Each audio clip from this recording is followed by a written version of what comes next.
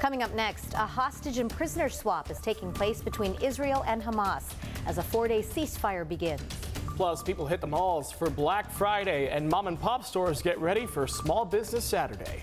And the new AI app that promises to make your holiday shopping a breeze this year. Following your biggest meal of the year, we're going to show you San Diego's biggest pumpkin ever, a throwback to 2018, coming up in the Zevely Zone.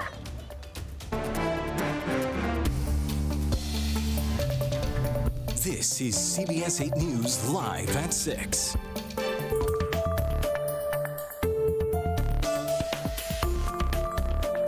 Israel and Hamas have carried out a first swap of hostages and prisoners as part of a 4-day ceasefire in their war. Good evening, I'm Marcella Lee. And I'm Jesse Pagan. Carlo is off tonight. Hamas has released 24 hostages it held captive in Gaza for weeks, and tonight Israel has freed 39 Palestinian prisoners. Erica Brown has more on the swap and the pause in fighting. The Israeli army released video showing the moment a bus carrying hostages released by Hamas crossed back into Israeli territory. Danielle Aloni and her 5-year-old daughter Amelia are among those freed.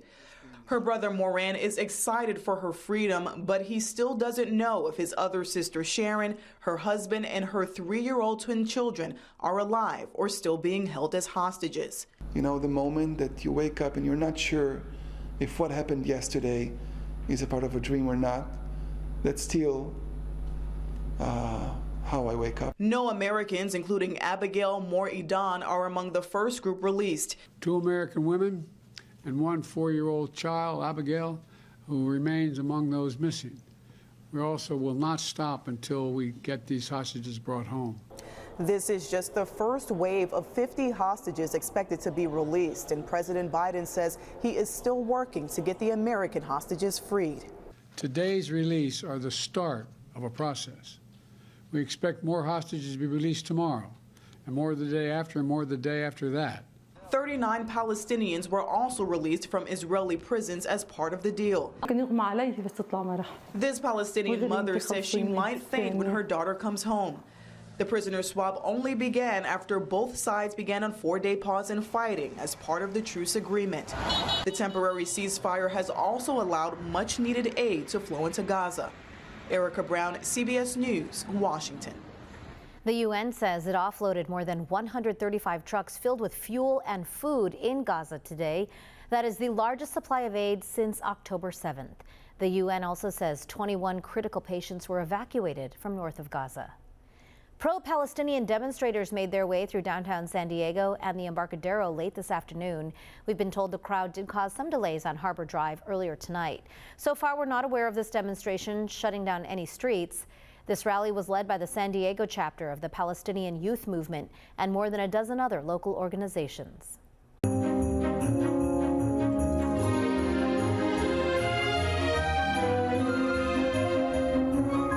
Black Friday might look a little different these days without the chaos and long lines before dawn, but the National Retail Federation says as many as 130 million people are still shopping for the holidays this year, and that includes at small businesses.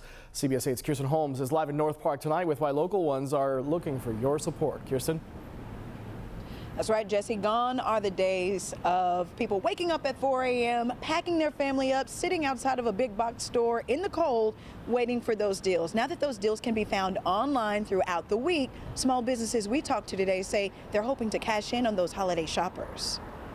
For us, it's life-changing at times to have people support us, especially on days like Black Friday. Liz Saba runs Presley & Company Fine Jewelers in North Park. I feature emerging women designers from around the world. If you have stones or gold and you want to repurpose it, that's what we love to do. Liz says supporting locally owned small businesses is key because big businesses are pushing the mom and pop shops out. They can come in and just destroy us and push us out. So the sales keep us going. They keep my family going. They keep all these women that I employ going. There's that connection between customer and owner that I don't think you can get at a big box store. Jenna Hansen is the co-owner of Revival Vintage Eyewear in North Park, where they specialize in never-worn vintage frames from the 60s to the 2000s, offering eye exams, lens replacements, frame fittings, and same-day prescription refills. Jenna says their biggest hurdle? Getting your name out there is huge, you know, like big box stores have this endless money and resources to do that, and we don't. So we kind of rely on our customers to get out there and tell our story. A Bankrate survey says that 61% of shoppers this year are likely to choose Small Business Saturday for holiday shopping, compared with 56% of consumers looking to shop on Black Friday.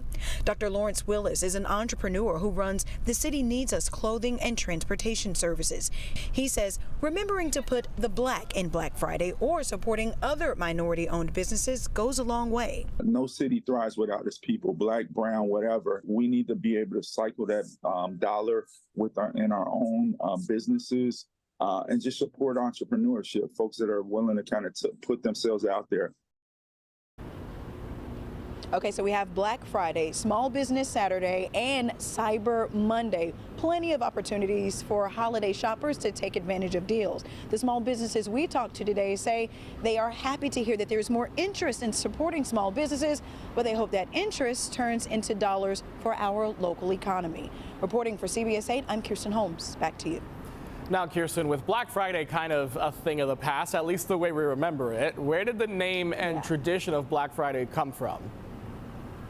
Okay, so I thought this was really interesting. Back in the 60s, Philadelphia police coined the term for Black Friday because they had Thanksgiving, a lot of tourists were in the area, and then they had the Army-Navy game that Saturday. So they say that stores were overwhelmed, and so were they, with the chaos and the mayhem that we've come to know as Black Friday. And then stores turned that idea into profits when they went from the red to the black, because black means they're in the profits, and that's where we get Black Friday. There's your history lesson for you, Jesse. I was about to say, Kirsten Holmes live for us tonight with a story and a little history lesson too. Kirsten, thank you so much.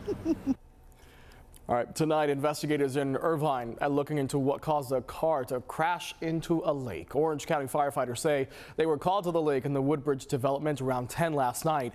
Drivers found a 30-year-old Long Beach woman dead inside the submerged car early this morning. She's been identified now as Camila Mendoza. Her cause of death has not been released, and rescuers have not found any other victims. We have an update tonight on what's being called the Sage Fire burning in Hamul. Cal Fire says firefighters now have the flames 50% contained. The fire started around 2 yesterday afternoon on Highway 94 near Vista Sage Lane. So far, it's burned through more than 80 acres. Right now, it's not threatening any homes or buildings. In this video from Chopper 8, you can see the red from the retardant dropped on that area. The cause of the fire is still under investigation. Nearly 200 pounds of methamphetamine is off the streets tonight after a Border Patrol traffic stop. Agents say they stopped a truck driving on Interstate 8 earlier this week. A K-9 team pointed them to the drugs inside the duffel bags you see right here. These were in the bed of the truck. They have an estimated street value of about $282,000. The truck driver and the drugs are turned over to the San Diego Sheriff's Department. No word yet on what charges that driver may be facing. Still ahead, if you can't wait until December, you can always put up your tree this weekend, which lots are already open around the county for you to go shop. A Thanksgiving weekend tradition for a lot of families. Plus, scientists are calling it yet another example of global warming. The world's largest iceberg is now on the move. And up next, where a big milk spill shut down traffic today. We are talking about some near seasonal temperatures for this weekend. We'll go ahead and look at your complete forecast after the break.